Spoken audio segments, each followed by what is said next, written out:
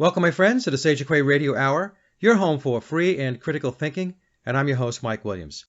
Tonight, my good friend Cara St. Louis returns to the show. Cara is an author and an alternative researcher. She has two great books out at the moment. One is The Sun Thief, and her most recent title is Dangerous Imagination, Silent Assimilation. Cara just finished up The Great Remembering, which is the first in a series of several workbook episodes she is planning on releasing, which will pull back the curtain and expose the forbidden knowledge of the Matrix.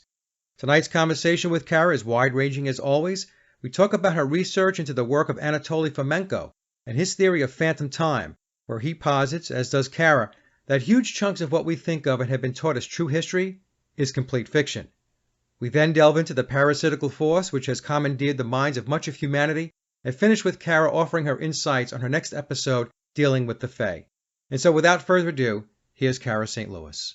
So, Cara, welcome back to the show. It's always a pleasure to have you on. And today's discussion, I think we're going to major on what you refer to as an episode, and it's about the fact that time and history has been fabricated. I read the entire work over the last 2 or 3 days, and it's very, very good. Oh, good. I'm glad you liked it, Michael. No, it was great. And the most amazing part was it did not surprise me that history was obliterated or history was removed or was fabricated, made up. There is no end to what these lunatics will do in order to maintain their control and their power. So I've said enough. So maybe you can just take us through this a little bit to help the audience understand what the heck is going on. Yes, I will certainly do my level best to do that. And it's really interesting that you looked in the book and you thought, yeah, that's what's happening. It just means that you're kind of, deep enough into the rabbit hole that nothing surprises you anymore. And another thing, I will back up and preface this in a second, but when you use the word fabricate, Michael, we think of the word, we think we know what that means in terms of them always lying about sort of, what's going on with political situations or why we actually went into Iraq or, all of those sorts of things that we would call fabricating history. Man, my friends, you have no idea about how much fabricating is a nice word for what's going on around us right now. Anyway, let me back up really quick because Mike's kind of trying to identify what it is that I'm presenting. And it's kind of, it's a unique kind of thing, I think. Y'all know that I wrote a book with Harold Katzfeld called Dangerous Imagination, Silent Assimilation. And when that book came out, this character I know and you all probably have heard of called Duncan Rhodes, who runs around Australia and operates Nexus magazine globally, suggested to me that I serialize it. However, since it was supposed to go out both of those parts together to achieve an effect, I decided not to do that. I didn't really, the whole idea of serializing it was kind of like a hubcap that clanged at my feet. It just meant nothing to me when that book came out. I thought, yeah, okay, right. Anyway, this is the second book. And in fact, the first book, this particular book, which I call the workbook, and there will be a third book, it's a collection I'm writing, and it's called the Imagination Chronicles, okay, and it's a trilogy. This is the second book. Now, I am taking Duncan's advice on the second book, the workbook, and I am serializing it because it will probably end up being 500 or 600 pages long, number one. And that could take me a good year and a half to get all together. Number two, the information that's going into the workbook is absolutely critical and vital. And you won't believe it how important it is when you see the things that are coming out. And it is exactly what it says it is. It's a workbook. I'm putting together 50, 60, 70 pages per what we would call chapter. I'm calling them episodes because, frankly, episodes is a literary term. It's been stolen by the idiot box, and I want it back, and I'm going to use it. They're episodes. They're standalone episodes, which we could also call chapters. But because they're self-contained, a chapter kind of gives you the idea that everything is more seamed together than it may be between some of these topics. For example, the first episode, which Mike is talking about right now, is called False History, The Great Remembering. The second episode is called When the Temple Burns, the Door to Ephesus Opens, and it's about, ready? It's about the absolute primary seed race that I have discovered, Michael. The first seed race.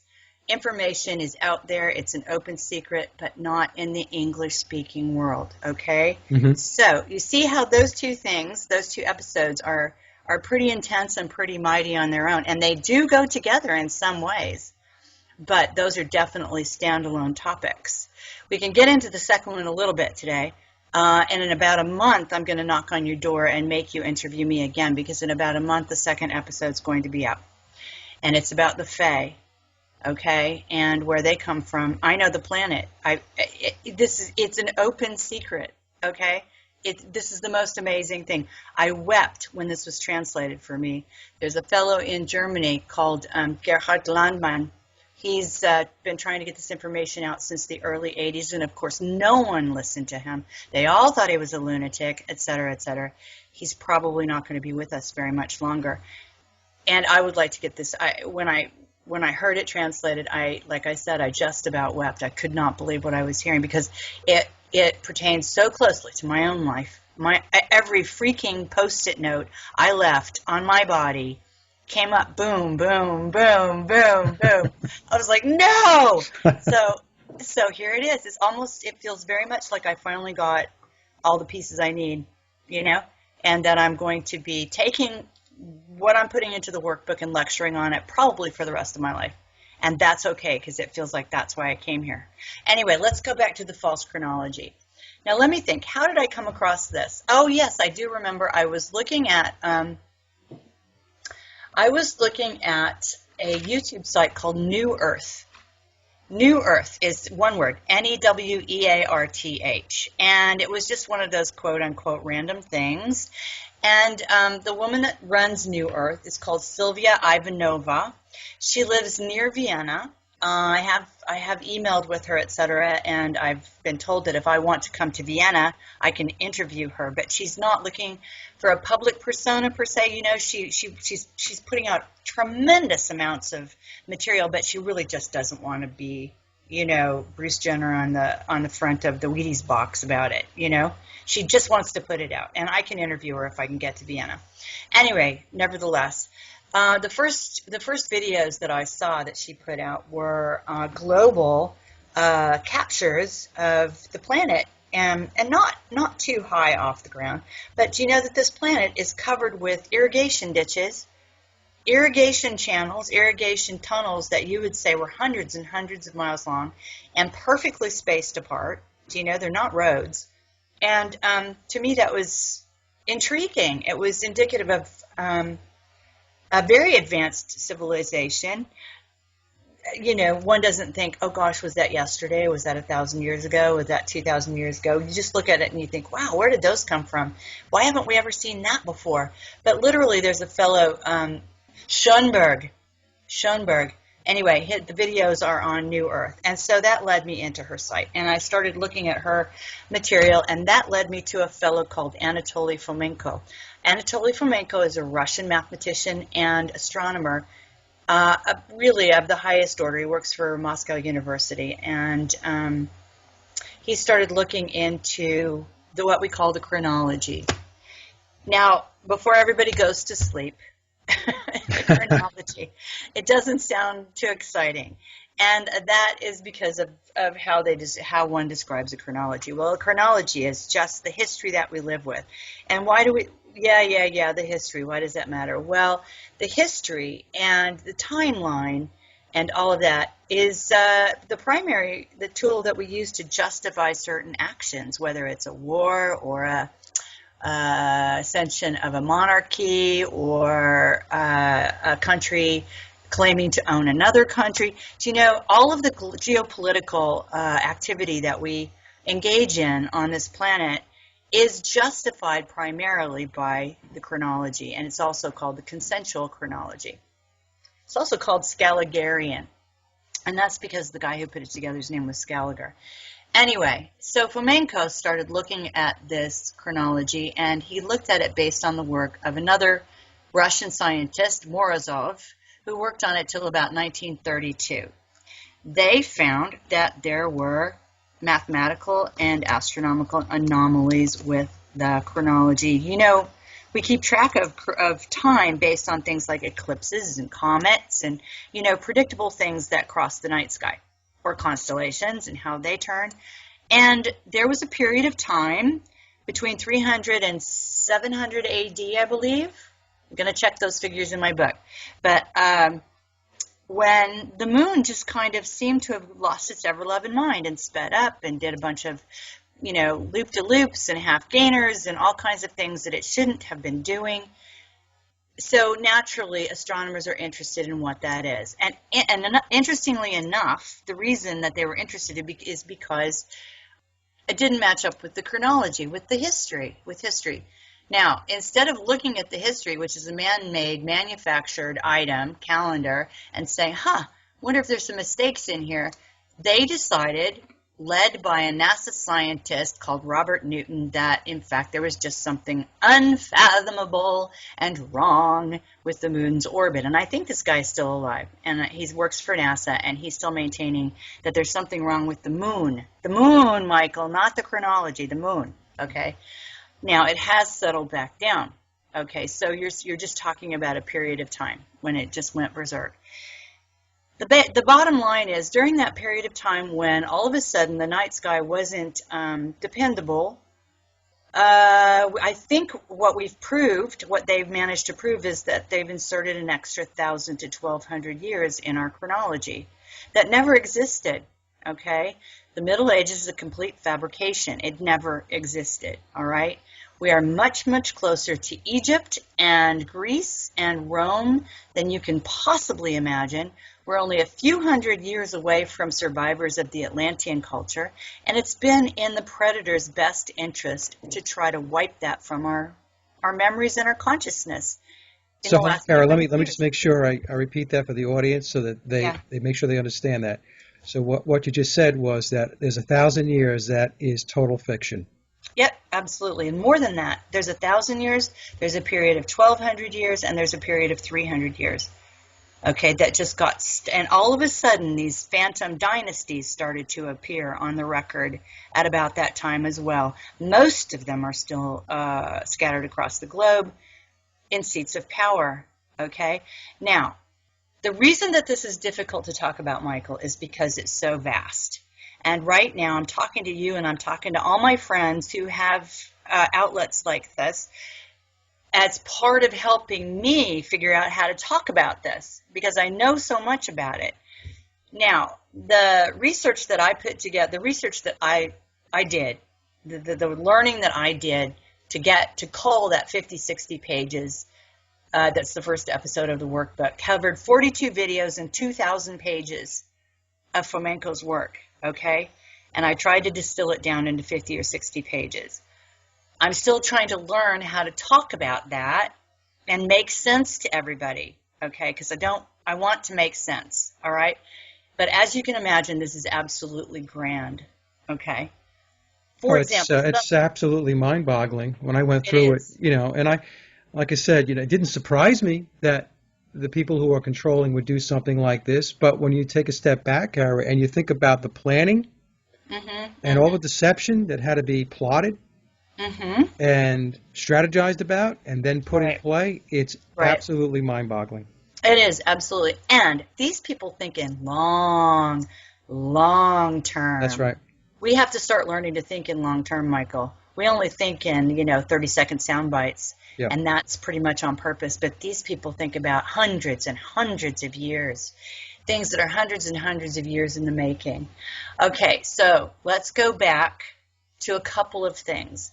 First of all, I'm going to add to what I've told you and what I've told everybody about the Prussian education system. Believe it or not, this kind of plays into that. We're going to talk about the Jesuits. That's not a surprise. I would love to know who the freaking Jesuits are actually working for. They're not working for the Vatican. They're behind the Vatican. They're maneuvering the Vatican. So, and I believe that there's something behind the Jesuits, but right now they're calling the shots, and they've been calling the shots for centuries. We have a Jesuit Pope as we speak. We do have a Jesuit Pope. It's Right. Petrus Romanus. I'm positive he's the last one. Anyway, for whatever reason, I'm just positive he's the last one. Now, this could get a bit confusing, so if it seems that way, Mike, help me sort it out, okay? Yep. But honestly, we have to talk about the Jesuits. And the one thing I want to say, insert right now before I forget about it, is when we were talking previously about the Prussian education system and how that was a result of Frederick II having lost to Napoleon at the Battle of Jena in 1805, or we think it was 1805 anyway. In fact, that is the case. In fact, the Prussian education system was developed as a response to soldiers turning around and fleeing for their lives, and we can't have that kind of thing. We have to have a robot as part of our army. Okay, but what I did not know at the time is that not too long before that, there had been a pope, and it was one of the Clements. I'm going to say it was Clement the 13th, okay? It was one of the Clements, and he was so petrified, so scared of the Jesuits and what they had become that he actually decided to banish them. He disbanded them. And they fled to some fairly non-Catholic countries. I think France was one of them. Is France considered non-Catholic? Well, anyway, they did go to France. Regardless, then there were these. He didn't live long after that, by the way. That's a surprise, right? He was assassinated. Then, during the Napoleonic Wars as well, Pope Pius X had been captured and was sitting and rotting in a Napoleonic jail cell. When he was released from that cell, he fled. He went back to Rome, and he reactivated the Jesuits as his attack dogs. He reactivated the Jesuits with a passion. And it was about 1815. And it was 1818 that the Prussian education system rolled out, okay? They were absolutely part of that. They were absolutely the masterminds behind that. The Jesuits run all the education in this world. They run all the education in this world except hopefully my beloved Waldorf. But they do run all the universities, the public school systems. They're behind that, those paradigms, okay? So let's make sure that we understand where the Jesuits stand in relation to the world in general right now. And now we go back to the 16th century, and we find a fellow called Josephus Scaligarius, or Joseph Scaliger. He was a French Jesuit, okay, and a university professor, and referred to himself as a Venetian prince, and all kinds of things like that. And he's the one who gathered up all the materials he could find, created this chronology, and by the way, not one of those originals is to be found anymore. Every one of them disappeared in fire. Every one of them. You can't find the originals anymore. You can only find the copies from which Scaliger worked. So he also had either a successor or a co-worker. I think he was probably working at the same time. However, he's considered to be a successor, called Denis Pitou. Dionysius Petravius is how he styled himself. And he was also a Jesuit and a French monk. And those two men, with the help of the Benedictine monks in France, created the common chronology that we use today, okay? In point of fact, it can be proved that Christianity did not exist at all before these men went to work. Okay, before the 14th century, there was no such thing as the Christian church. It was a fictitious invention of the Middle Ages, and Jesus Christ, whom I'm sure lived as a human being at some point, was in fact a medieval character. Based on the astronomical data that would have accompanied, the events that are earmarked as accompanying his birth, that would have happened about 1185. Okay? Okay. So I imagine what's happening now, or what will be happening with your listeners, is they're going to start becoming overloaded with the enormity of what's going on here, okay? Which is why the workbook is put together the way it is. It's very simple. There are a few examples. For example, Fomenko developed a system of 35 criteria for having a look at the various dynasties that are represented in this chronology, okay? Fomenko is actually also a brilliant statistician, and he found several dynasties, many dynasties actually, that plot point for plot point for plot point are actually the same dynasty. That includes the Jerusalem of Jeroboam and the Third Roman Empire. It's the same thing, same dynasty, which helps me understand why, when I read that Wilhelm II of the first Prussian dynasty had himself declared the king of Jerusalem. They all overlap. It's all the same thing, okay? Rome, for example, was established right on the heels of Troy. That happened in Italy. That happened in Italy, and in fact, there was no such person as Aeneas. There were no such people as Romulus and Remus. In fact, Rome was probably established by one of Ulysses' sons. Okay. So, hold on, Cara. So, I just want to make sure that we do get the audience to stay with us here. So, essentially, and correct me if I'm wrong, what Fomenko did was he took a look at data points. And he took a look at events in history, which were people and like events that took place. And he said, hey, wait a minute. These things are not serial. They're not this happened and then this happened and this happened. He looked at it and said, I'm finding commonality, a lot of commonality between these supposed two different events or these two different monarchs or leaders or battles or whatever. Right. That these are not different. These are the same. They are the same event. They are the same person. Now, there might have been different names attached to people. There may have been different cities labeled. But at the end of the day, he was looking at the construct of the situation. He was looking at the construct of the person, of the battle, of the event. And he said, wait a minute. This is virtually the exact same thing as over here and over here. Now, what are the odds that I can tell you.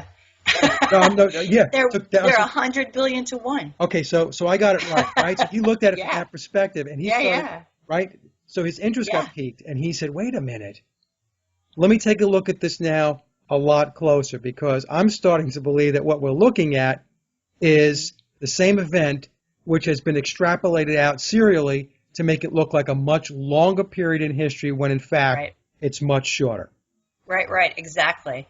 And the fact is that was an opportunity for many dynasties or blood families to establish themselves when they had absolutely no right to do so. And that's every dynasty that's in power today. So it established longevity. I've been doing this for this long, basically, right? So I have a right. Existing at all. Okay. You know? Okay. These dynasties showed up that you go, where did that come from? Yep.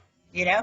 All of a sudden, there it is. Oh, this is the first of this, and it led to this, and now Elizabeth's on the throne. Well, you know what? It's all crap. It never happened. It's made up, and it's made up over generations, and it's still going on. So now what's happening is most of the non-English speaking European countries, Russia, it's going on all over the world, Michael. The chronology is being aggressively challenged all over the world, and frankly, it's been challenged since Isaac Newton. Isaac Newton tried to write about this right before he died. He wrote a couple of books just on this subject and how this chronology was complete hogwash, and he managed to get one of those books published right before he died. That's one of the things people don't know about Newton, because Newton has a colored checkered past like the rest of them. Right. You know, but he was also a master chronologer, and he was trying to say, this is not happening. And he's not the only one. Johannes Kepler said it. Johannes Kepler said, Scaliger has seduced me. There's nothing more frightening than studying the chronology, because it's wrong. Kepler said that. Oswald Spengler said that. On and on and on it goes. Everybody knows that this is wrong. It's just a matter of trying to get the word out. And now in Russia, I will say that Flamenco's got probably hundreds of academics working with him, and these people are top-notch. These people are running universities in Russia. These are not, and they're trying to bust this wide open and really try to come up with the actual chronology. Now, Flamenco will say that he can't know anything before 900 AD. That's because he's a mathematician and a scientist, okay? And as far as he's concerned, and frankly, as far as many people are concerned, he's proved something astonishing in a way that most people can relate to, For me, it's about astronomy. For a lot of people, it's about math and maths and the astronomy and statistics and all of these things. And so this is scientism. It's proof that people can believe in, and that's great. We have to get that out in front of people and keep it out in front of people. You know what, Michael? I'm really sick and tired of being lied to. Okay, I'm fed up with not knowing what the hell's going on.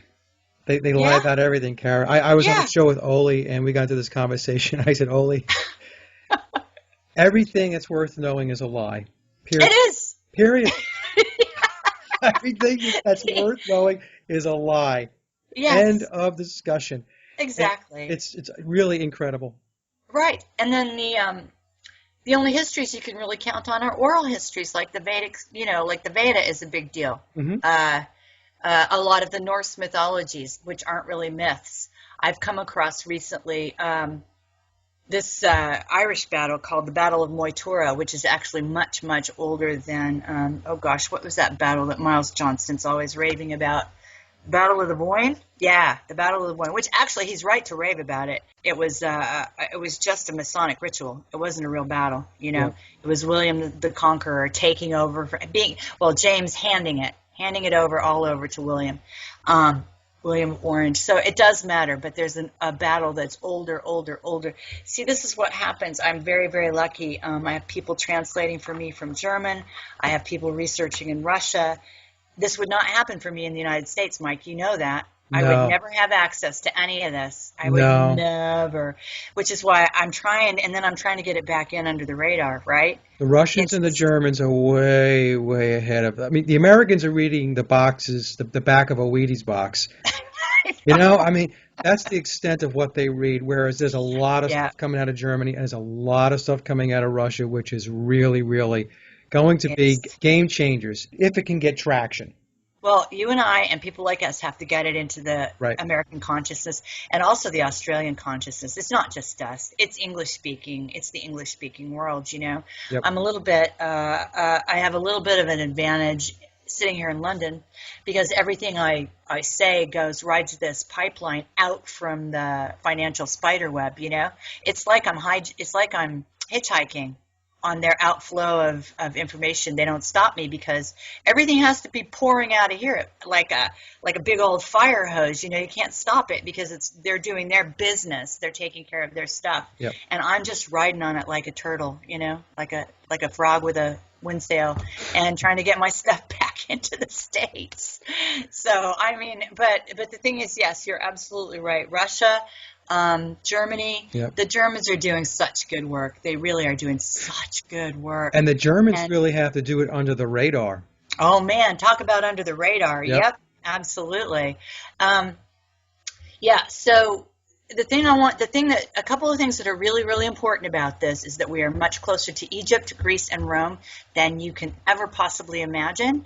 It is actually understood and fairly well accepted in Germany and the German-speaking countries that the Habsburg dukes, whom you would consider to be a medieval sort of bunch, went to gladiator contests. Those things happened at the same freaking time, Mike. Yeah. Nero was in touch with them. Nero granted the Habsburg dukes certain rights in Rome. Nero. Now, we see those two things as completely separate, right? Nope, happened at the same time. It's like, our lives, our history has been pried open so they could pour in these dynasties that that trying to justify these dynasties that don't belong, and it's the Jesuits who are behind that. Hmm. The Jesuits, have you read the Jesuit Oath? You probably have. Well, I read it in your Oh, did I put? Yeah, you see, had it I'm in your working so. episode 1, right, that you sent me. Now the thing Yeah, was, yeah. it's vile, it's It violent, is. It right? is. Now the thing is, what struck me is as I was reading it, I had read the many of the Masonic oaths, which they call their obligations. Yeah. It's the same stuff: Yeah. violence, death.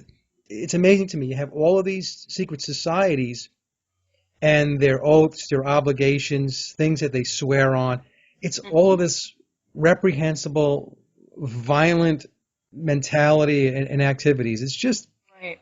unbelievable. So there's a couple of other things that I want to mention, and then you ask me anything you want to, Sure. obviously. Um, there's a fellow in Germany. I don't think I've said this on the show yet, but there's a fellow in Germany called Erhard Landmann. Erhard Landmann is in his 80s, maybe even his late 80s by now, I don't know. He was an IT specialist, a very OCD kind of researcher. You can see his lectures if you want to. They're in German. They're not, particularly exciting to watch because, like I said, he's got this overhead projector and he's an IT guy and, the pocket protector and stuff like that. However, he did amazing research. He has done some absolutely amazing research. There are a couple of things I want to point out to you.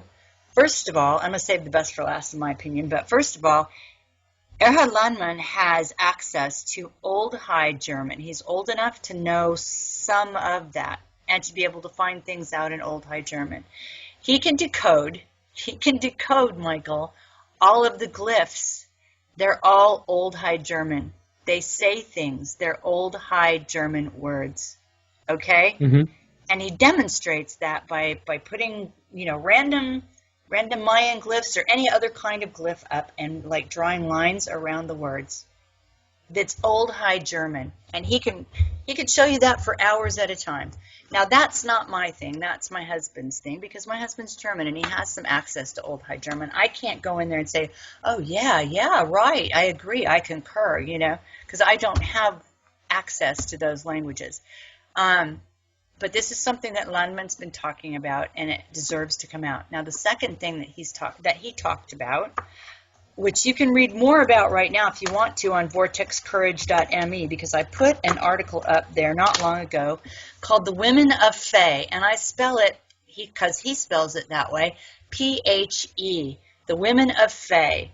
Now, periodically, for the last couple of years, I've been talking about the fact that I identify very, very strongly with the Fae and trying to figure out what exactly that means. Now, some of that is just, what it means to me, which isn't particularly important to anybody else, just me. And some of that is because maybe it's important for the world and I'm not sure why. I mean, I've been saying for a while, the Fae are back, the Fae are back, the Fae are back, I've been saying it to Maria Wheatley, who's, master dowser and a mystic over here at Avebury, and she agrees with me, but, no one seems to know what to say about it beyond that. So here's what I'm going to say right now. This is an open secret amongst some academics. There is a planet in the Big Dipper, the bottom left-hand corner, okay? It's called Phecda, Phecda, Phecda, bottom left, okay? It's in front of Ursa Major. It's not really, Big Dipper's not really part of Ursa Major. We just think it is. Anyway, this planet is where the Fae come from, Phe. Fae is all around us. If you look around, you will see either Fae or Phe or Fey. And so many words, so many place names, so many statements. I mean, it's just, once you start looking for it, it's everywhere, okay? The Fae have been, the Fae, in my opinion, the Fae are probably the original seed race. Now, one of the reasons, I'm going to be writing about this in episode 2, so I'm not going to go into it too much unless you ask me a question, then I will answer it to the best of my ability right now. However, if you look up at the Big Dipper, it is it's a polar star. It circumnavigates the pole by the seasons, or it appears to anyway, by the seasons. every year. And if you watch it go around, and there are videos where people are, have demonstrated this, that what it looks like when it goes around. But as it goes around, it forms a swastika, Michael, right above our heads. Yeah, you knew this. No, I was nodding because I know that the swastika is not this symbol of evil. Right. That it's an ancient mystery religion sun symbol. So that's another thing amongst many, many things that have been taken completely out of context and presented as a symbol of evil or darkness and so on. So the reason why I was shaking my head was, again, this does not surprise me. No. And wait till. So you've got the big clue in the sky. Okay. You've got this big clue in the sky with the planet Ficta at the bottom left, right? And you've got the swastika all over this planet. Ancient cultures have embraced this sign. It's one of our most cherished signs, and yet it got, in the 20th century, it got absolutely inverted. Right. Which is what the 20th century was all about, inverting everything. Right. Turning it to the dark side. Okay, so there's that, which is like a little Post-it note that the Fae left all over this planet. Recently, I saw an article. Did you see this? Because it popped up on Facebook. But there has been a huge swastika show up near Roswell in the desert. No, I didn't see that. Yeah, I saw it. It came to my mind because my brother was born near Roswell in 1961. I mean, all of these things in New Mexico that I have such a close relationship with, and the swastika in the Hopi culture and all the Native American cultures, right? My dad, I was born, you know this, I was born almost dead center in the Four Corners area. If you bend those four corners, what are they? That's you know what I mean? Yep. That's where I was born, and I was born at straight up midnight between time and space. All right? So this just spoke to me.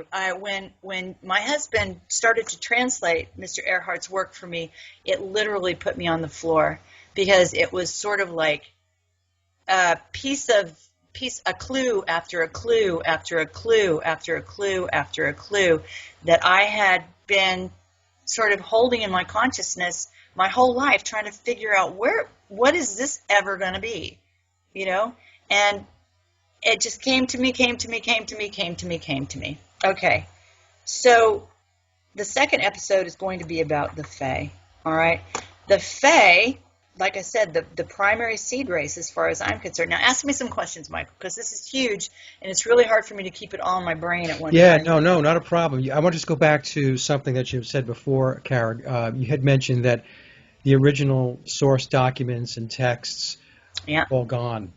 All gone. All gone, bye-bye. Yep. Right, and this is something that is pervasive when you go back and you try to dig in and do some research. As an example, I did a lot of research years ago. I spent over 3 years researching Christianity.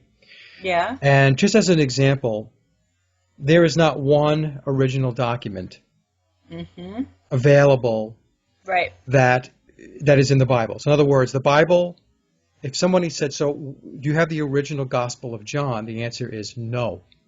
Exactly. Right. So do you have the original book of Romans? No. So, so what happens is everything is a copy of a copy of a copy. And you mentioned this in your article, right? So there are people that are up to no good, and when they are scribing and updating, making changes, they are intentionally putting fiction into the storyline. Exactly. But there are other people that are well-intentioned, and because of mispronunciations or not really knowing who this person is, or right. So what will happen is names will change, cities will change, pronunciations will change, and so on. My point being is that this whole issue where we have history, but we don't have any source documents to speak of, is something that people really need to get their heads wrapped around. Yes. Because if we don't have source documents, then where is this stuff coming from? That's what you have to ask yourself. Now, I'll make a guess that we probably do have the source documents. It's sitting in the catacombs under the Vatican. Under the Vatican, that's right. There's under the Vatican, Yeah. in the Yeah. football fields under the Vatican, because Yeah. there's got to be miles and miles and miles of tunnels under there, right? Oh yeah. Oh yeah. Yeah. My bet is that they have virtually everything Mm-hmm. that is worth having, which would explain Right. existence. It would explain the origins of humanity, history, Right. obviously, and so on. It's just we have this miserable group of people that are completely manipulating and lying to Right. all of humankind, So Right. we don't know which end is up. They could send you off on rabbit holes. In fact, one of the questions I was going to ask you, I'll ask you the next question after I finish up here. It'll send people off, very good-intentioned people who really want to learn the truth, into areas which, at the end of the day, is complete fiction. Mm-hmm. And this person will come up with a very logical presentation, whether it be a book, whether it be a presentation, a seminar, a lecture, Right. whatever it may be. And they're so versed in explaining what's going on and what they found. But the problem is that they inspected and they wrote about fiction. Exactly. And they don't know it. Because one of the questions I was going to ask you is, people are going to be listening to this and they're going to say, all right, so they lied about a big, big piece of history. It never existed. It was complete fiction. It was formulated. It was fabricated. It was made up. So Yeah. somebody, and I'm sure there's going to be a lot of people listening to this, are going to say, okay, well, how about all the researchers, the scholars, the historians that have studied history and wrote about it and researched it? I mean, Yeah. people on the other end listening to this could say, this seems impossible. This seems like, how could the controllers cover all of their bases to the point where somebody who's doing a deep dive into this stuff, deep into the rabbit hole, Mm-hmm. hasn't uncovered the fact that there are missing pieces? I mean, Right. big missing pieces. We're not talking about little missing pieces. What we're talking about here is huge pieces of history which does not exist. It never happened. How come these people that are doing this work haven't discovered this? How come we only have a handful of people that are stepping forward and saying, hey, wait a minute, I think I found something here? Right. Right. So how Well- do we answer that? Well, first of all, they started in the 16th century. Okay, it's the 21st century, so they've had a lot of time to get rid of all the evidence, and they've built this, they built the original structure, and then perhaps people of ill intent or people of good intent both came along and just started adding and adding and adding based on falsities, based on information that they were given that was erroneous, had no had nothing to back it up, no proof, no original documents, and then lie upon lie is built upon lie is built upon lie, and so forth. And one can go back and find 150 sources now to justify a lie's path, up the path of one lie, of one giant lie. That's very much on purpose the way they put it together. A couple of other things that we have to bear in mind. First of all, the chronology is being very aggressively challenged outside the English-speaking world. Hello, America. You don't know what's going on out here. Yeah. This is what I'm saying. I mean, I recently said, and I laugh about it to keep from crying, Michael, because, we the English speakers live in a big bubble. We live in information lockdown. And it is going on out here. It really is. It's just that we don't know it. And so we think it can't be so. But it's being aggressively challenged. Now, I will say to you that the same computers that Fomenko and his mathematicians and his astronomer cohorts have used to come up with the statistical anomalies and the impossibilities and the mathematical proof that something was this way and not that. All of those things that they're using supercomputing for right now, the other side's using supercomputing to close the gaps, all right, to close the holes. Yeah. So for the rest of us, the race is on. We've got to get the truth out there. There are a couple of reasons it matters more than anything. First of all, did you realize, I'm sure you did, that most of the American presidents, if not all of the American presidents, claim to be related to or descendants of either Charlemagne Yeah. or is it Henry II? Yeah, there's a video on YouTube where Yeah? they trace the bloodlines back. Yeah, you're right. Yep. Yeah, Charlemagne never existed though. So do you see how that happens? Yeah. Charlemagne didn't exist. He never existed. And yet they all trace their noble, regal, their social status, their social bank account, if you will, is Right. hugely elevated if they can say things like that. And it's not real. It didn't happen. That's one thing. And people justify, for me personally, it takes a whole lot more than that to justify a lot of these things. However, I will also say that we are within a couple of hundred years of the survivors of Atlantis, whom I personally, and I am on a quest to prove this to the best of my ability, believe were the remnants of the Fae, the seed race, okay? We're only a couple of hundred years removed from that. You look around this planet and see these amazing structures and things, and you go, who did that? Who in the world could have done that? And how is that possible that that was done with medieval tools? How is that possible that that was done with stone tools? Well, you know what? It isn't possible. Right. The fact of the matter is these advanced civilizations have really very recently existed. Right. I mean, even the pyramids, and they talk about slaves on scaffolding, Yeah. It's bizarre. No, there's no way that happened. Totally bizarre. I mean, No. You didn't have a bunch of people picking up, 10-ton stone and Right. putting it up on scaffolding and and pushing it up and laying it on top of the other stone. It didn't Right. happen. It did not happen, folks. Exactly. Yeah. And also there is all kinds of evidence that indicates strongly that 200 years ago, or just a little over 200 years ago, these are people who understood this planet. They understood how everything works. They understood things like how you get, 10-ton rocks to move up several hundred yards they understood our planet in ways that we've lost. And I'm sorry, but I do not consent to having that just disappear into the mists of them not wanting us to know about it because Dick Cheney wants to frack himself into $1 kajillion. I'm not okay with that. I don't consent. Right. Okay? Yep. It's near enough to us that we can grab it. We can turn around, reach back, and grab it. And if you're like me and like, most of the people on this planet, and you look around and you say, what is going on? What the hell are we here for? Why are we here? What's happening? How is this our life? Right. It's because it isn't our life. No. It isn't.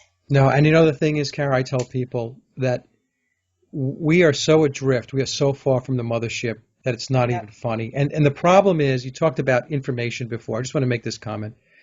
People will say this to me, oh, but Mike, we have so much information available to us today. And I said, look, information doesn't mean it's good information. There's tons of bad information. Information is just information. There's good information, there's bad information, there's everything in between. Mm-hmm. So when they tell you you're in the information period, the information age, information technology, and so on, that's a meaningless term.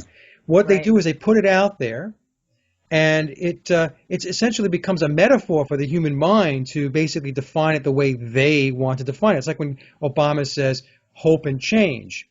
Mm-hmm. Well, it's not defined. It's not specific. Well, what do you mean by hope exactly, and what do you mean by change exactly? Could you please tell us what you mean?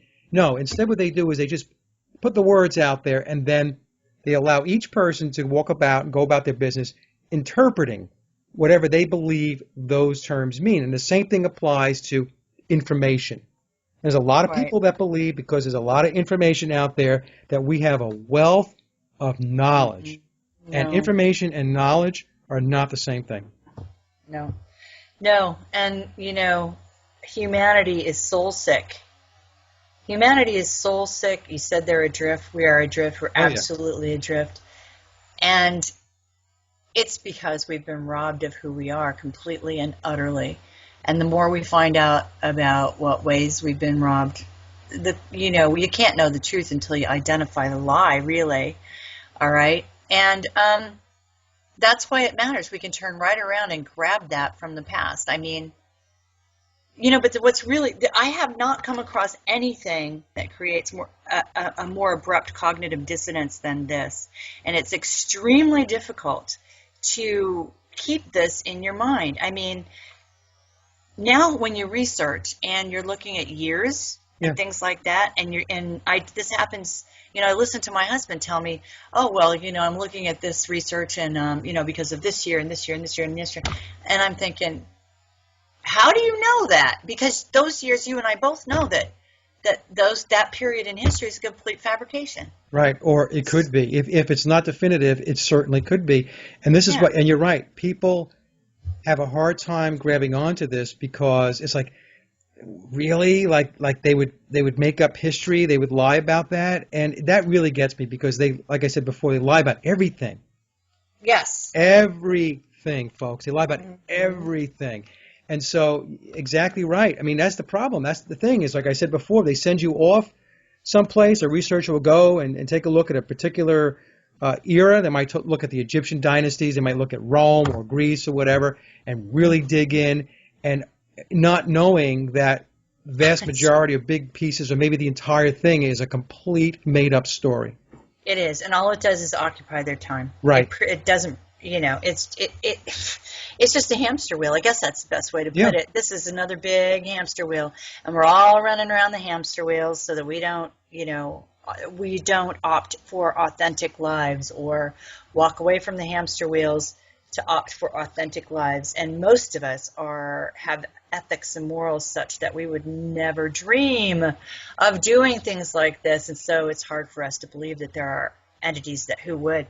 Yeah, now these entities, let's talk about that a little bit, right? Because we talk about the Jesuits and, you know, so we have people think in terms of who really are the Jesuits. And what I'll do is I'll put a link in the show notes to go into more detail about who the Jesuits are. Yeah, good. I'll do that so that people can, you know, dig in. We're not going to have time to go into the Jesuits for this show, but let's just put it this way. They're not good people, okay? No.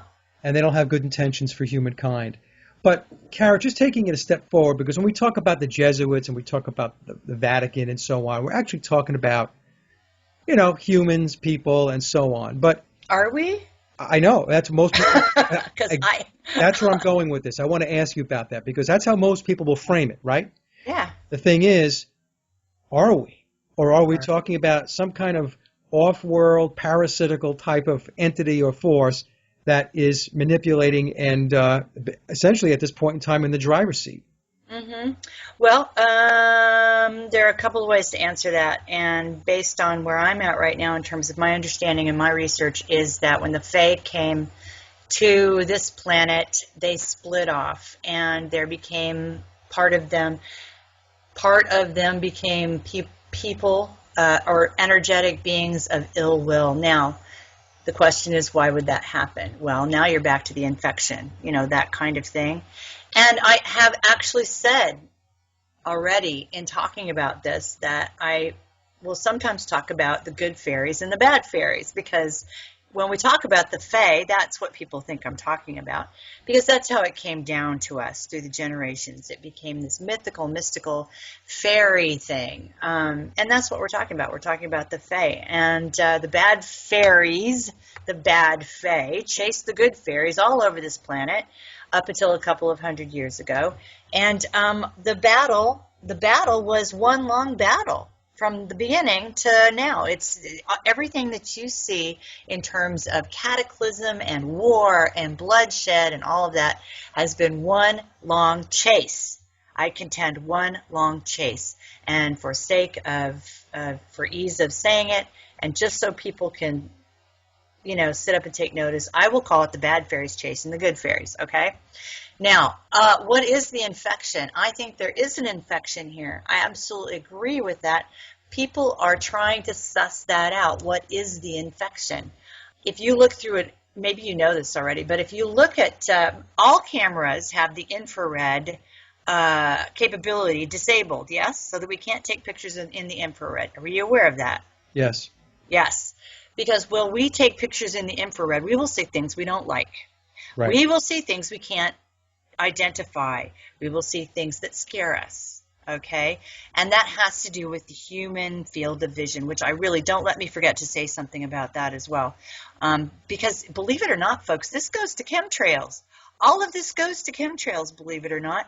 If you separate us from the star system by which we identify how things go with a new plasma, that's just separating us from proof. That's separating us from something we count on, a way that we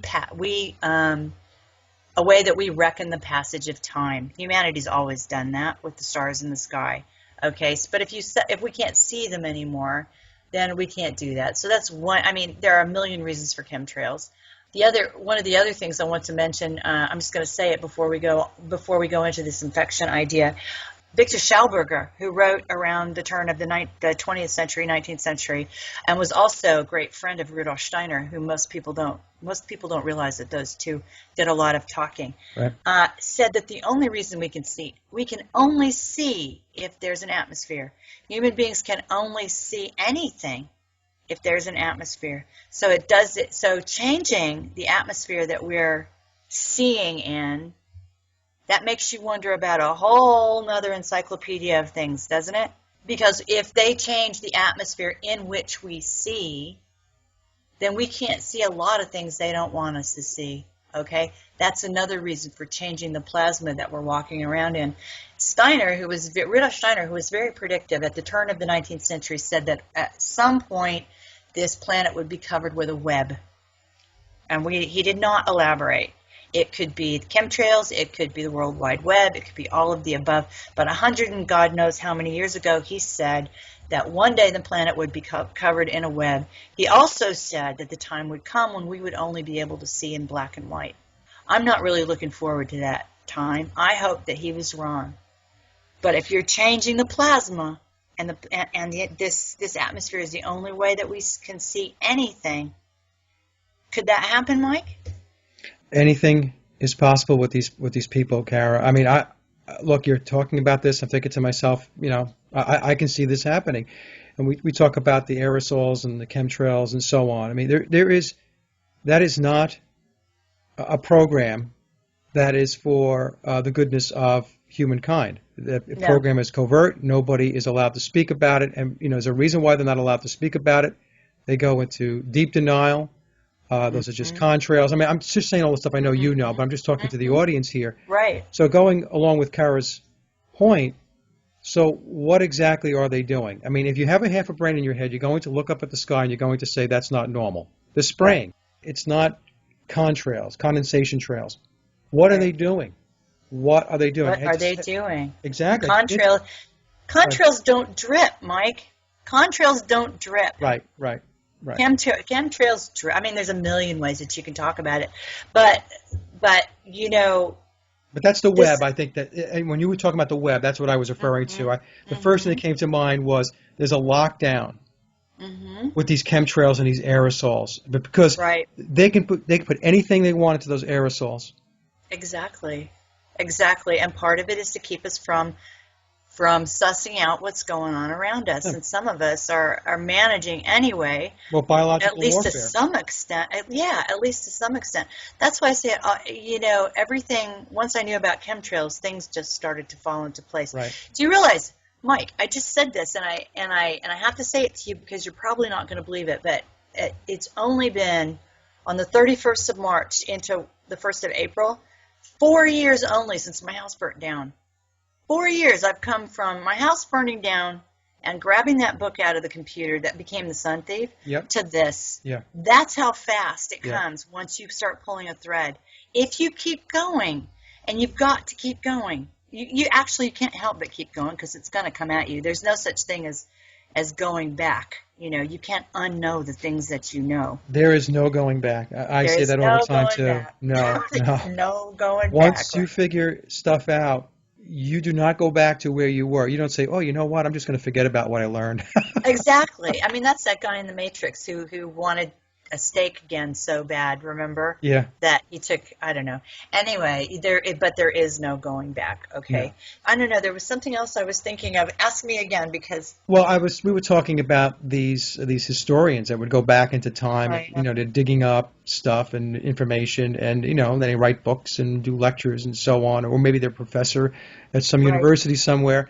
right, And what we were saying is they're basically presenting fiction. They have junk. mastered the telling of the fictitious story, yet they don't know that it's fiction. Yeah, exactly. Actually, I just interestingly enough came across, you know Michael Tellinger. Yes. I used to be a fan. I'm not a fan anymore. Um, anyway, he's got this. He buys quite deeply into Zechariah Sitchin's work, which I don't. And the fact that it's a truth sandwich. I'm sure there's some truth in there for sure. Yeah. But basically, he's pushing this idea that we're a slave race with our DNA altered, and some of that could be true, but I think the way he spins it is, and the way Sitchin spins it is incorrect, simply meant to demoralize us even further, that we don't, they took our batteries out, basically. We don't have the capability of being anything but slave, blah, blah, blah. Yeah. Anyway, so no, I don't buy into that. I just don't. Anyway, he's got this workout now. I think it's on Facebook, probably on his site as well, called The Alternate History. And I just started to laugh, and I'm thinking, boy, buddy, you have no idea what the alternate history actually is, because that's just another fairy tale that you're spinning for everybody. That's another example where you have somebody who's gone off with good intentions and is spinning this theory, Exactly. right? Exactly. And there are just hordes of people that will follow and not question and not look into it and say, well, he's done all the work, he's done all the homework and the research and the studying and everything else. So I'm just going to default to the fact that he knows what he's talking about. And I'm going to get in line and Yeah. I'm going to follow his lead. Yeah. And we're not just picking on Michael as an example, right? 'Cause that's what you talk Yeah, about, just as Michael. an example. Just as an Right, example, right. there are so many people out there. And I agree with you on Sitchin's work. I have a couple of Zechariah Sitchin's books. And the one thing I never liked about it was basically it was a message that said, look, you were created to be a slave. Exactly. I was And, not. okay, so what's the message there? Like, should I just be happy that I basically am what I was created to be and just don't do anything about it? Or is it Right. telling me that I need to step it up and get out from under being a slave? I mean, that's the thing I never really, Right. that didn't resonate with me when I read his work. Yeah. It's just put together. It's one of those things put together to hobble us, to keep us Yeah. believing we don't have any power. So I realize, of course, that this is a huge thing to try to bring to people. And in the end, people think, well, yeah, okay, but that's not an immediate threat to my survival. It's not a life or death situation. Chemtrails are, and chemtrails are part of this. That's a life or death situation. So why do I care? Well, same reason why we care about everything and anything and everything. I'm not handing this to my kids if I can do anything about it. I am absolutely not handing this to my children. I am not. If Yeah. anything, what I would like to hand to my children is a link to that glorious, empowered, beautiful, simple, wonderful past that isn't that far away yet. And that's what I think we have to, while we still have daylight into this, while we can see daylight into this, and they haven't closed the gap, we need to grab it and run with it and unravel it. And I'll tell you what, Flamenco and his team are working on what they would consider to be the closest thing they can come to a true chronology. Yeah. Identifying a false chronology is groovy. It is. You can't know the truth unless you see the lie. But it always begs the question, then what? Well, let's see if we can figure out what's real then. Okay, let's see if we can figure out what's real. And it's not just this little workbook that I'm putting out. The guy's got a website. You can translate it into English. It's got this English button. You know what Yeah. I mean? Anatoly Fomenko, Fomenko is his name. I recommend all of the New Earth videos, but please begin at the beginning. I had someone tell me she had begun at the very end, which is very wavo-navo, out there kind of stuff and doesn't have a whole lot to do with history. And that's a mistake. Don't do that. Go to the first one. Go to the first one and work your way forward, okay? And stay tuned for more information about the Fae, because this is I strongly identify with the Fae, and I'm not sure I've ever told you about that episode, how I found out that I'm actually part of that seed race. I may have not have. No. Okay, October of 2014. I'm going to do it again, so don't even stop me if I've already said this. October 2014, Harold and I were in Leipzig doing a very, very important interview with Michael Vogt. And we came back to Berlin on the train, and Harold wanted me to come out to the farm where he lives with his girlfriend, and I'm so, so glad I never did that, because that girl sounds shaky. Wow. Anyway, so for some reason I said, no, Harold, I don't want to. I'm going to go to the hotel tonight. I'm never on my own. And if you're out there looking for, I'm never on my own, okay? So just forget it. So I said, I'm going to the hotel just for one night. So I go to the hotel, and most of us have these memories, maybe when we were adolescents or something, where sleep just overcomes you. You go to sleep, and you're going to go to sleep. And maybe you even wake up, and then you go, nah, I'm going right back to sleep. You just can't not. Okay, so I had one of those evenings where I was going to sleep. The next day, I woke up, got back on the plane, came back to London, and realized that I had a blister on both elbows, a blister on both knees, and I had a big fingerprint bruise right over my heart.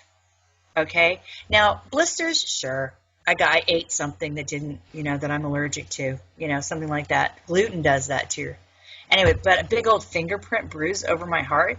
I don't think so. Not without knowing where that came from, okay?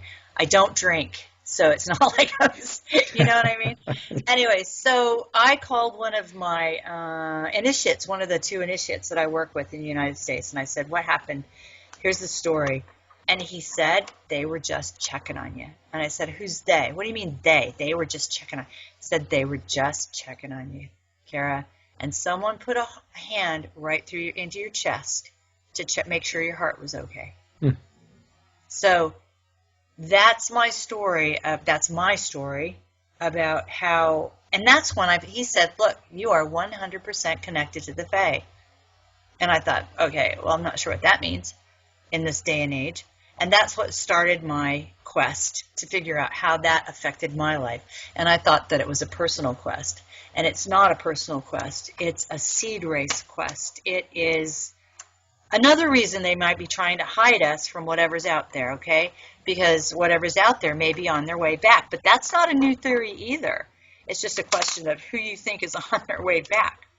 People listening to this, folks listening to this, might be thinking, but how do we get critical mass to kind of connect into this? In other words, the timeline is wrong. The timeline's made up. History's wrong. There's gigantic chunks of it that have been made up.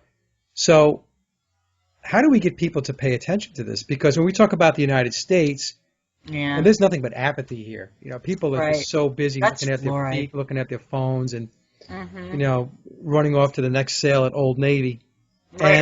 Right. And we could talk about this stuff, and even if we went to them and said, hey, look, the Dark Ages never existed, completely made up.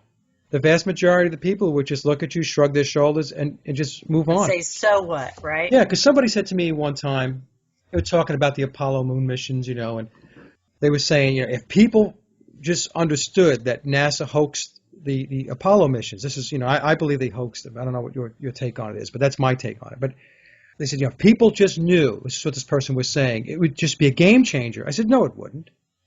I said, they could announce tomorrow on all of the major cable news networks in the United States and on the network news that the Apollo missions were completely fabricated. They were a hoax. They never happened. Right. Have a nice evening. I said, nothing would happen. Right.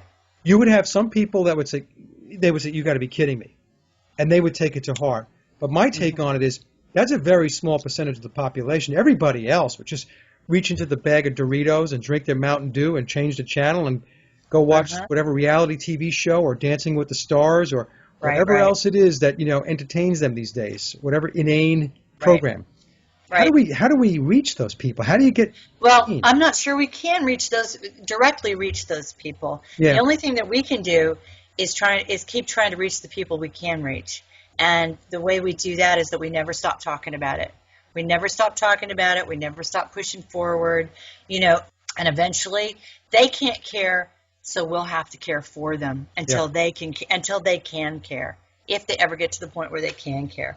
But the reality is we're the ones who have to keep talking about this. We have to keep pushing forward. Have to keep saying what it is that we say over and over and over and over until we hit critical mass. And on some level, in some dimension of our existence, that battle is engaged. And it may not be in the physical world where the guy's sitting in front of, the football game with his beer and his Doritos, bread and circuses and all that. yep. That's not the visual arena. It's not in the visual arena where that battle is being engaged. That battle's being engaged in another dimension, and we're part of that dimension as well. And we're warriors, and we are in there fighting for this.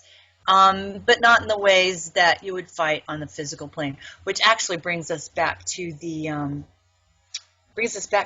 predator and the infection, Michael, because that actually was one of the things I wanted to say. Yeah. This idea of blood sacrifice, for as long as it's been around, I think we can trace the arrival of the infection to the times when these huge blood sacrifices started to occur, because that's one of the things that the predator feeds on. It's an energetic predator to a certain extent, not even necessarily a moral predator. And that, I think, is what's in partnership with the Jesuits. I don't know what the hell the Jesuits think they're going to get out of it. But what have they gotten out of it? They've gotten complete control, really. Yeah. Yeah. And if that, some of us, that pisses us off enough to do something about it or to keep talking about it. Those of us who see it have got to keep talking about it. And I really do think, for me, it really is as simple as what I always say. We love and in the end, we love our children more than we fear our enemies, and they will push us to that limit, and we run from there. So for me, it's about not wanting my children. I don't want this for my children. I don't want misery and slavery and lies and wondering why the hell they're here for 70 plus years and then they, leave the physical body behind or what. I don't want that for them. I love them too much for that. And I really think that the world that we're looking for is right under the surface. Do your kids appreciate the work that you're doing? Yes, to a certain extent, but it's taken years and years and years and years. And it's really probably taken their whole life, because I started out as a Waldorf teacher and they thought that was pretty dorky, Yeah. and there was a lot, nutty about that. And then when I started on this path, they wouldn't look at anything that I wrote. They wouldn't look at anything any of my interviews or anything like that. That was largely because it really was their grandmother who was run down in the street, and it was difficult for them to read that story over and over and over again. But now they do watch what I'm saying. They do watch what I'm writing, and they sift it. They don't believe all of it. Nobody should anyway. You should do your own research. But and I see sometimes, this is one of the ways that Facebook is actually good. I see sometimes posts come up from my oldest son that lets me know he's paying attention, right? Yeah. That lets me know that the shell is cracking and it's getting in. I was driving down the road with my daughter not too long ago, and with a friend of hers, and they were talking about the birth certificate scam. So yeah, it's getting there. It's really getting there. And I think my youngest son is more open to it than any of them. He just doesn't talk about it. But mostly it's because they want to know why they look into the future and they have no hope or happiness in the world that's there. And it doesn't make sense, right? I mean, I had the same situation with my daughter, right? So, initially my daughter just thought I was out of my mind. I know. Maybe sometimes I am out of my mind, okay? Right. But I spent a lot of time talking to my daughter. Where it really grabbed her was when I started talking to her about the system of commerce. In other words, It's not a constitutional republic. You don't have a constitution. It's admiralty law. It's contract law. Yeah. So when I would talk to her about these things and I would have these conversations with her, so it's like certain things would happen in her life, and she would say, Dad, I don't understand why. This is really unbelievable. I have to pay for this, pay for that, this fee, that fee, Yep. registration, light, whatever. And then I would sit down with her and I would say, now the reason why all of these things are out there, all of these fees, and the reason why they're trying to extract money from you is because the system is this. Now, at first, she was like, I don't. What does that mean? But what's happened over time is, as she gets more and more life experience under her belt, and she's seeing these things roll out, now things are starting to click. Now she's like, I remember when Dad spoke to me about that. Exactly. So what's happening? It's coming together. The life experiences are actually validating the discussion points that I'm having with her. So that's something we have to do. And the other thing I tell my daughter is, she's 20 years ahead of me as far as awakening, okay? Is she? Well done. Yeah. I mean, it's like, my awakening really took place about 10 years ago. Oh, yeah. And, where I really started to, I took a step back. I'm like, okay, what's going on here? Whereas, she's 30, and she's seeing things now that when I was 30, I didn't pay any attention to. Oh, yeah. Are you kidding me? It wasn't until, on some level, I've always been awake. Do you feel like that? That there's been an entity that's been living in you that's been awake and kind of waiting for you to wake up? But it was suppressed. Yeah. Kind of that's this higher self, Right. On the one hand, there's that. But on the other hand, that really wasn't until my mother was run down on the road. Yeah. And then my house burned down and blah, and blah, and blah. These things that just beat you up and wake you up. And that, like I said, that's only been a few years. So I do know, last time I saw Hal, the older one, Mike's familiar with my children because we're friends, and I can't ever stop talking about them because that's the kind of mom I am. Anyway, last time I was there, Hal was standing in his room, and he was getting sort of, he's a Taurus, so he was getting kind of up in arms about something. And he looked at me and he said, I swear to God, if I find out that everything I've ever believed is wrong, it's like... Welcome to the club, Hal. And I'm thinking, God, I hope you do, but boy, is it going to suck when you. Yeah. It's just so funny. If I find out everything I believed is wrong, I swear to God. Yeah. But yes, that's why I'm doing it. I'm doing it for my kids. I'm doing it for everybody else's kid. Why are we here otherwise? Jesus, what? To get a Lexus and then, piss off? No, I'm not here for that. If we're not doing this kind of thing, why are we here? And frankly, this whole generation is here to save us, and yet they're under such attack. In every single solitary way. They can barely get up off their knees. Right. It's our job to help them. It's our job to protect them. Yeah, there's all out of front on the young people. Every which way that they look, every which way that they interact in society, they are being bombarded with propaganda, mind control. They're breaking down the mind-body dynamic with the aerosols, the chemtrails, vaccines, flu shots, the indoctrination system in the school systems. We could just keep going on and on and on. It's amazing, quite honestly, Cara, that any young person can come out of this not being an AI, artificially, an artificial intelligence, because that's what they're doing. In fact, I'll just digress here a little bit. Okay. The other conversation I have with folks is when they talk about, the AI is coming. I'm like, no. The AI is here. Oh, yeah. It's here, and it's alive and well, and it's already in play, because your thoughts are not your own from many people. And I want you to think about that, folks. Your thoughts are not your own. When you have a position on something and you have a belief on something, take a look at your culture, your society, and your value system. Right. Assess it. Is this something that you really, truly resonates with you when you go within into your heart? Or is this something that has been instilled in you?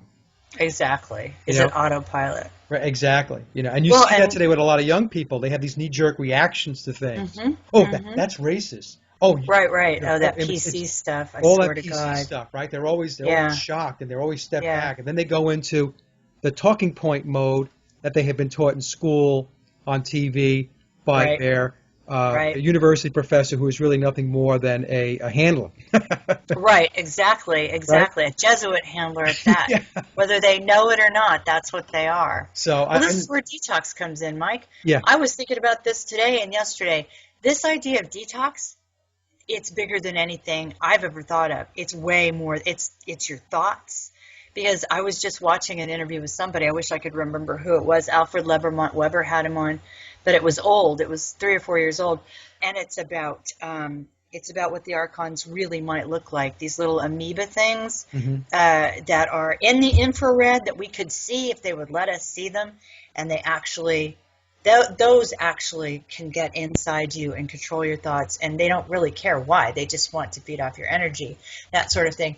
And I thought so, and he was talking about the fact that if you can control your thoughts, they'll go away. They're not interested in you anymore. Well, isn't that a great thought, Mike? yeah. Isn't that amazing? You know what?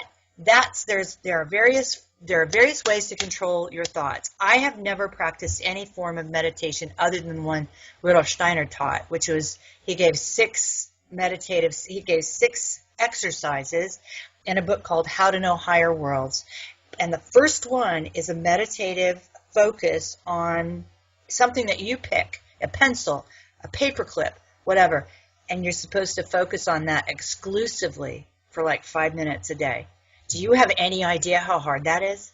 Yeah, it's But very hard. yeah, but when you do that, even if it's only for a 10-second, 20-second stretch at a time, you are shutting everything else out. Your brain is your own. And that is why he gave us that exercise. You know what I've noticed is this is a way that I believe that I catch it because everybody's infected with this. Mm-hmm. And so it becomes a constant battle to maintain the higher frequencies and vibrations which bring out the truth Right. and your innate desire to serve creation. Okay, so this is what I catch sometimes, Cara, and maybe you have these thoughts, maybe you don't, maybe you're going to think I'm a very strange guy. So, That's okay if I do. Go but ahead. if I'm thinking about something where in my life where there's a conflict and somebody really ticked me off about something, and this doesn't happen all the time, folks, I don't want you to think I'm a lunatic. There's sometimes you have a vision or a thought of violence, you Yeah. know, where, Yeah. Where's right, that coming from? where you want to hurt them, Mm-hmm. right? And then I catch myself, I think to myself, wait a minute, where did that come from? Right. I don't want to hurt this person. I don't want to impose or inflict violence. So I think to myself, where did that thought come from? Right. Oh, there's so many. And as soon as you Yeah. think, as soon as you catch it, Uh-huh. it shuts off. Yeah, exactly. It goes away. Exactly. So that's something that I picked up on over time, and by the way, I don't have these thoughts all the time. I That's okay. have to explain That's okay. myself. You're among friends now, Mike. No, people listening are probably going, My okay. name is Mike, and I'm violent. You know how I No, but solve you're right. conflict? That's absolutely true. It's Yeah. absolutely true. And you do have to catch yourself when you're thinking things like Yeah. that. So, Yeah. and stop it because we are manifestors as well. We are co-creators, and those thoughts that we have actually create that reality. And so we're that powerful. So we really have to think about that and stop that. But in fact, if practicing, these steps that Steiner gave us, and as as a Waldorf teacher, and I've been an anthroposophist with a big A, and I've been one with a little a, and all of those sorts of things. Those spiritual exercises are a giant pain in the ass.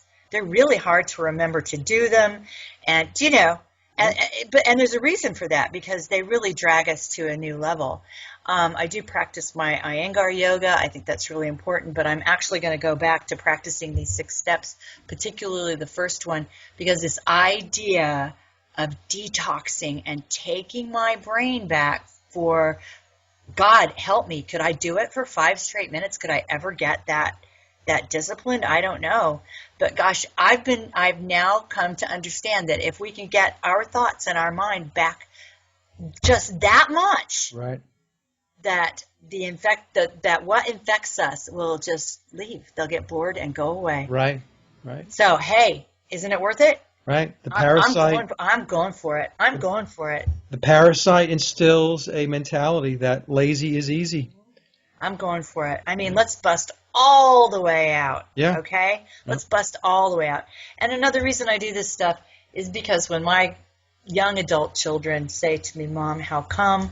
Why? What's for me? What's life going to be? You know, there's nothing to buy into anymore, but there's just a bunch of crap. You know, there's no American dream. There's nothing. There's MTV. I don't know, what is there?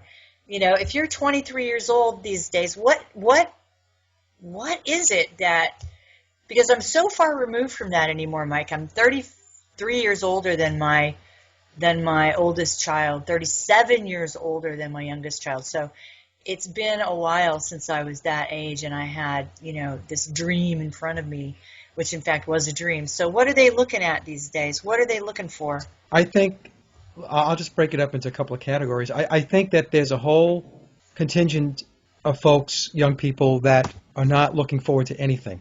They don't Yeah. think about the future. It's not on their radar. They just live day by day. And, you know, Right. they're, you know, whatever. They're going to school, or, you know, they're working, or they've got vices like drinking and drugs and porn and promiscuous sex and all that Yeah. stuff, from everything that has been basically delivered to them on a platter through Right. the media, right? So that's the existence Yeah. that they have. So those people don't look into the future because they just don't pay attention to it. It's just, if I don't think about it, it's not there. And so, and if you do try to get them to think about it, a lot of times what happens is they short circuit Yeah. because you're making them think about something that they really are not equipped to be able to formulate a response or a thought around. And then I think we have those young people that they are awake and they do look at the future and they do think to themselves, well, where is this going? How am I going to get there? How am I going to live a fruitful life? You know, I think a lot of what I'm hearing from the awakened today is, how am I ever going to get to a point in my life where I can retire? That I can essentially go do the things that I want to go do in life. And this is something that was stolen from the population. I mean, you can say what you want about the system of commerce, the corporatocracy, but there was a time not so long ago, if we go back about 30 years ago, many companies still had pensions for their employees. Right. And that was all ripped out. It's all gone now. It's all gone. So I think a lot of young people who are awake are struggling with the fact that, look, they know they have to operate and navigate through this system. They realize that they can try to make change, and they will where they can. Right. But there's not going to be this massive overhaul like tomorrow. It's just not going to happen. The system has been around a long time. It's very subverted. The people who are benefiting from it are not going to just throw their hands up in the air and say, oh, the gig is up, you got me, so, you know, Right. it's going to change tomorrow, it's going to be benevolent. It's not going to happen. The only way it's going to change is that the good people have to force the change through. You have to just keep applying the pressure. So I think, you know, long-winded here, but Oh, no. I think that's what a lot of young people who are awake are concerned about is this my existence? I'm going to go to work every day, wake Right. up, go to work, go to bed, get 7 hours of sleep, get up, go to work. What is that all about? Yeah, yeah. I think that has them very, very concerned because there is no retirement. There are no pensions. The 401ks, I'm telling you, folks, the controllers are going to make sure that every few years, every several years, that the stock market gets crushed, and that will eliminate any savings in the 401ks. And Social Security is just not going to be enough money to survive on. So something's got to give, and in order for things to change, you have to think long term. You have to think strategically, because if you're just looking at today, it's not going to change. Right, exactly. And I think you're right, Michael, because I think all three of my children are exactly in that spot. Yeah, All three of them are my thinking daughter is. exactly the same thing. Yeah. And the reality is, okay, so if the question is then what else is there, or what do we do? I think it's our responsibility to try to find out, to try to, you know, I mean, because what's the alternative? Jesus, what's the alternative? You got to find out what the alternative is, and it's not the system we're in. Right. The system we're in is just a giant energetic vampire suck. It's a death spiral. It's a death spiral and a death cult. Yep. And I want out, and I want my kids out. And so we have to figure out what else there is. And there was something else. See, there was a time, we forget, there was a time when it wasn't like this. There was a time when it wasn't like this, which is another reason I have a problem with Sitchin's work. There was a time when it wasn't like this, and it wasn't so long ago. It wasn't, okay? So help me out there, and help Mike, and help your children find out what happened, and, get the vampires off our back. Okay? That's why we're doing what we're doing. Right. And it is a big deal to go, oh my God, every bit of history I know is crap. It's pure crap. So this is why it's important. When I'm bringing the Fae in episode 2, I will make Michael bring me back on so I can talk to you about that. Yes. Now, Cara, I wanted to ask you on episode 1 here, is this available yet, or is this still in it's draft? out. It is out. It's been out. Yeah, it's been out. It's not expensive at all because it's a chapter. It's an episode. I'm serializing the book. Some people have pre-ordered the book on my Indie Kitchen site. Early on, they're getting kind of a deal because even though the whole book isn't out, by the time the book is out in a year or so, the whole thing, 500 or 600 pages long. So this is just bits. And the next bit will be out in a month, 5 weeks, something like that. And I will put all the bits out, and then I will put the whole book out. So, yeah, it's available, Amazon.com. It's available at Amazon. Of course, The Sun Thief is still out there, and so is Dangerous Imagination, Silent Assimilation, which is still a Cracker Jack book. Dangerous Imagination has got me recently an invitation to speak in Vienna, which I will do at the end of this month, on child abuse and child abduction, because they see that half of the book as a real outline of how we as a species our children have been abducted. Even if you have their bodies with you, they've been abducted. And so were you in your time, and so were your parents in their time. That's another thing that we have to come to grips with. Take your kids out of those schools. I keep saying that. Put your TV outside, even if it's on a dare. See if you can do without it for a month. Okay? And now that you know about the history, think about what your kids are learning. Think about what's being, the tops of their heads are being sawed open and what's being poured in there. Yep. Okay? That's what they're being taught. That's what we call schools. Okay? Is they're being indoctrinated, they're being brainwashed, and it's all bullshit. I mean, it's worse than I knew they were being indoctrinated. I knew that the behaviorists were at work and we were being inculcated and turned into soldiers and things like that. But the history that's being poured inside our children is just poison. Yeah. So let's get them out of there, guys. Come on. Well, we still in America have the choice. There are countries where homeschooling and alternative schools and things like that will earn you a jail sentence, okay, as a parent. Get them out of there. And I mean, it starts, by the way, at birth, in hospitals. They start trying to separate us from our mothers in the hospital. Even when you think you're in a good birthing center and all of that, we can see our mothers at birth. That's just a fact. So what's the first thing they do? They stick a damn ointment in our eye so we can't see our mother. They start trying to separate us from our parents the minute we come out. The minute we come out, okay? Then they take us away. I mean, how do we identify how do we, like any other living being, how do we identify our mother immediately? We look at her, we see her, we smell her, we touch her, all of those things. So they put that damn ointment in our eye. They take us away, wash everything off of us that would identify us as this baby that just came out of this mother. And then they inject us with Hep B. Is it Hep B? Yeah. To start that process of destroying us. And then they hand us back to our mothers. Yeah. But look what they've already done. Look what they've already done to us. Yeah. Yeah. Okay? The vaccines are unbelievable. Yeah. It starts in the hospital. Even if it's just that antibiotic goop they put in your eye, they're making sure you can't see your mom. That's all that is. Yeah. Okay, so it starts there. We all, I mean, hospitals are, yeah. Yeah, we have to keep going, Cara. I mean, this is not what life is about. It's not what Nope, existence is about, you know. And nope. sometimes I even think to myself, you know, for as awake as I believe I am or I think I am, I still have these moments where I think to myself, but I don't know what I don't know. Yeah, You you know know? what? I want to wake up from the waking state, right? Yeah. That's it. We could wake up even from being awake.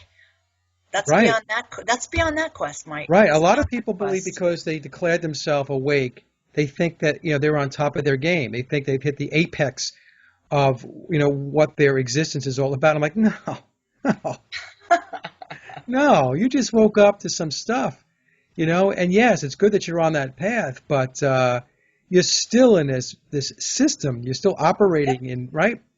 Right. So I anyway, just don't. I just don't think we're there yet. no. I think we're still coming up, trying to get our heads above water. So let's keep swimming for the top because I can see it up there. But I want to wake up from the waking state, which is what I'm talking about in terms of this radical thinking, detoxing our bodies, detox it from. And we say detox it from the bad thoughts, but that just makes me sound like some idiot Hindu guru who said, you know what I mean? People are like, yeah, yeah, yeah, new wave, new wave, new wave. Yeah. Hindu from, detox from your bad thoughts. That's not what I mean. You know what I mean? That's not what I mean. I mean, literally infected in my brain, talking to me, Yeah. telling me that, I can get rid of that. Like they're like worms, it's like worms in your brain. Get rid of them. And you just have to do that by practicing some serious meditation Yeah. that's purpose driven, that's meant for that purpose. I don't think no mind is it. I know that it's a form of meditation, but I don't know. I think you have to take, I don't know, whatever. I'm not gonna try to judge what people choose for themselves. Regardless, detoxing there, I've talked about that I feel that most of what comes into our bodies as sustenance is biophotonic, and that the food we eat is just a big old poison. Over the next 5 years, I'd really like to change what goes into my body, and I'd really like to learn to actively harness some of the light energy that's out there. I think it takes time. I don't think it's a 3-week miracle process that I'm going to pay some Swami $500 to teach me. Yeah. I don't think that's what it is at all. I think it's a path. I think it's a cleansing path. I think it's an ascension path maybe of some sort. But Well, plus the sun's got to be out. the sun, see? It's the sun. Hello, chemtrails. Are we back to you again? We're always back to the chemtrails. You got to see We've what they got did to here, stop Cara, that. today. You got to Yeah. they did here today. It's just Really? miserable. Oh Yeah. my God. Yeah, it's miserable. Oh my God. Looking out the window, folks. My husband built something out in our backyard. It's not it's something new. One of these that he has learned how to build from somebody who's doing this in Argentina. And often there's a big blue hole punched in the sky above where we live, right above our flat. So I take heart in that. that it's possible. Yeah. But this is why chemtrails has to stop. The other thing is there's a bit of cognitive dissonance still with chemtrails, even amongst people who buy into chemtrails. People will say, I don't know how we get these nano robots inside us, and I don't know how that this is happening, and how is it getting in, and is it an infection? Is it how's it? And I'm thinking, okay, so for 5 years I have been saying that self-replicating, and me and 100 other people all around the world, self-replicating nanobots are falling on us from the sky. Right. They are micron-sized. They are getting in, and they are then just setting up house and starting to self-replicate. I mean, How many ways can I say that? Yeah, yeah. I mean, I did a interview recently with Jack Hart, and he got into very deep research on the biological aspects, the biological warfare and research under the umbrella of MK Ultra, and that this research and this warfare was involved aerosols. Yeah. Yeah, of course it does. The aerosol war. That's what it is. It's the aerosol war. Yeah. It's out there. The information's out there, and people have investigated it and researched it and everything else. So when people talk about, I don't know how I got this or how that's happened or why I have more gallons or, Mm-hmm. hey, look, like you said, there is a dissonance, a cognitive dissonance that takes place. I mean, they're aware of the chemtrails, but then they disconnect from the fact that the chemtrails are probably and most likely the reason why you Right. have these symptoms or, you have these Exactly. reactions.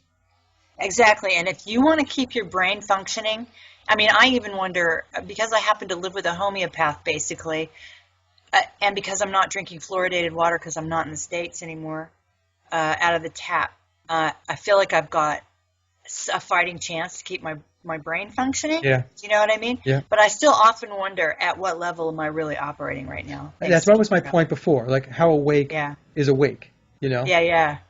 Yeah, exactly. So we just have to keep trying and keep going. Somebody has to wake all the way up. So it's like being what do you call it? The sober driver, the designated driver. Yeah.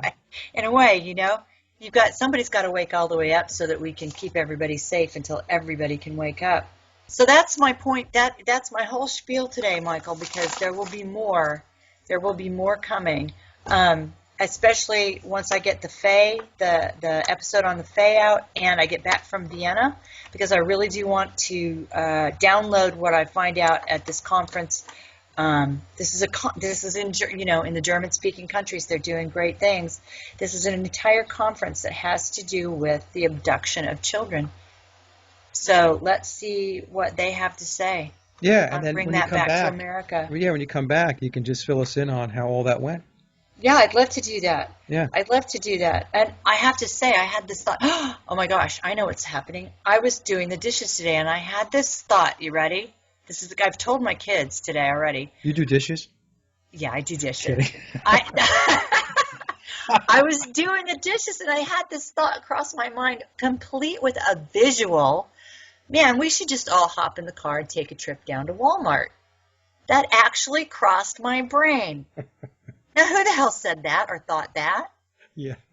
I'm in London doing dishes, Yeah. right? Yeah. I should just get in the car and hop onto the car, and we should just take a trip down to Walmart. I'm thinking, either I miss my kids on levels that I haven't even begun to, explore, or that was pretty damn random. Or it's a reminder of how much work we still have to do, because once you go to Walmart, you realize we have a lot of work to do. We have a lot of work to do. Yep, absolutely. So I hope it's been enlightening. Anyway, is there any other questions about, you know what? Get my book for sure. Yep. If you really want to go through Fomenko's work, please at least buy.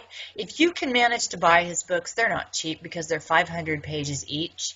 But if you can manage to buy the books and tuck them away, I recommend that you do, because they're going to disappear. All right? We're all fighting an uphill battle trying to keep our written word out there. I know 1 through 4. I have 1 through 4. I have about 2,000 pages. 5 through 8 or 9 or 10 or whatever are on Kindle, which I don't like because you can change Kindle. Okay, you can't get the written book anymore. But if you can get and you want to get his books, please do. They're for sale.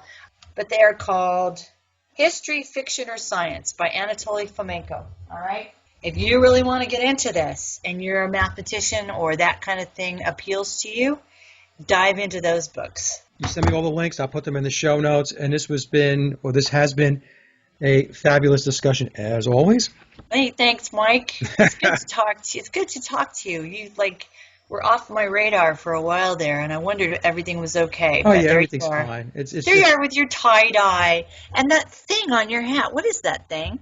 That's a 45 RPM. It is! Darn it! I knew that looked really, really familiar. It's from the Rock and Roll Hall of Fame Museum in Cleveland, Ohio. Yeah. So it's one of my favorite hats. That looks really familiar. You go to the Cleveland Rock and Roll Museum, and there's a big pyramid there. So you know that. Of course there is. Yeah. So so you know you're in Illuminati land. You're everywhere. You're in Illuminati land. All right, Mike. All right, Cara. It's been good, right? It's been great. I'll talk to you very, very soon, okay? Don't disappear. I won't. I'm here. Okay. All right. Bye. Bye-bye. And that concludes another Sage of Quay interview, and I hope you enjoyed the discussion. as much as I did. Links to my guests' websites and social media are listed in the show notes below. And as always, I'd like to thank everyone for listening and visiting the blog. You can get to the blog by typing in sageofquayradio.blogspot.com or simply head over to our hub website at sageofquay.com. Also, if you get a moment, please visit laboroflovemusic.com to listen to my album, Leaving Dystopia. And remember, live in truth and always serve creation. It's really that simple. See everyone next week. Be safe, enjoy, and God bless.